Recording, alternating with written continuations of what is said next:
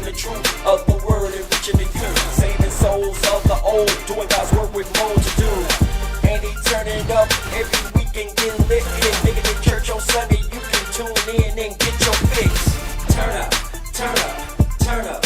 It's that weekly turn up, turn up, turn up. It's that weekly turn up, turn up, turn up. It's that weekly turn up, turn up, turn up.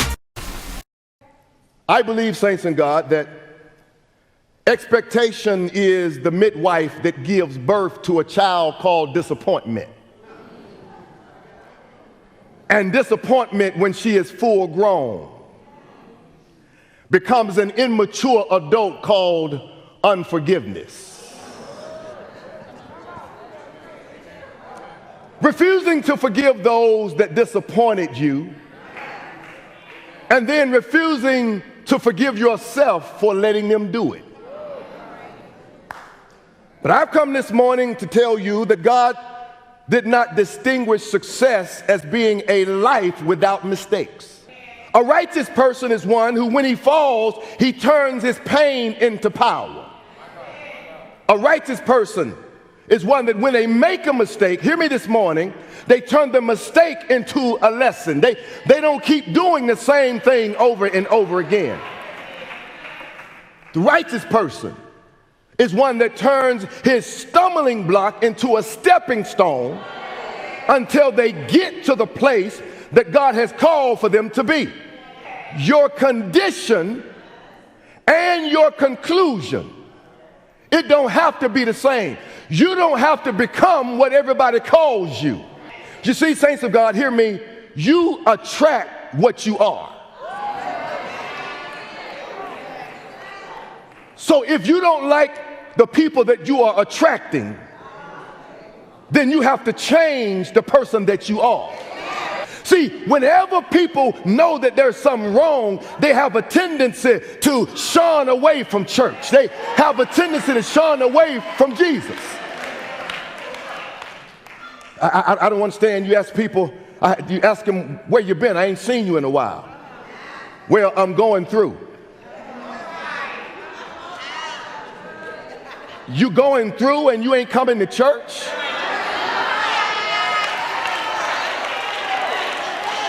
Okay, I'm not talking to you, you here, but I'm talking to those online. Come here.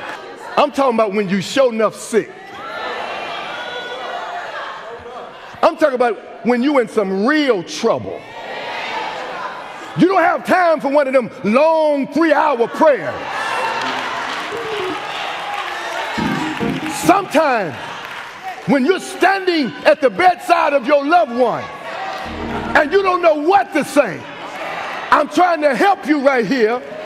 All you have to say is Jesus, Master, mercy.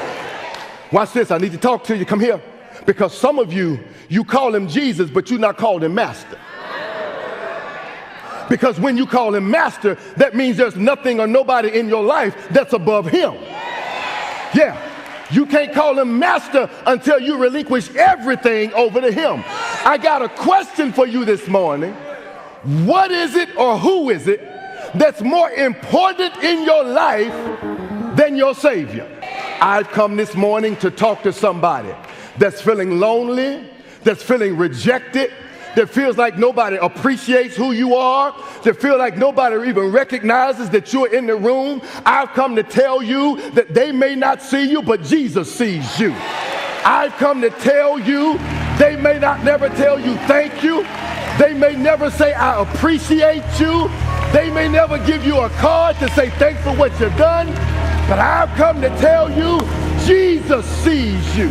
There are so many people that when they get the blessing they prayed for, you don't see them anymore.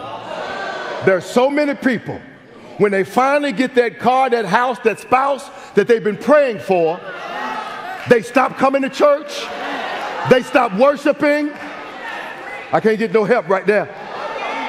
There are some folk that as soon as they get healed from the disease, as soon as they get off of their bed of affliction, they used to drive all the way from Villa Rica to Clayton County just to go to church. But ever since they got their promotion, Pastor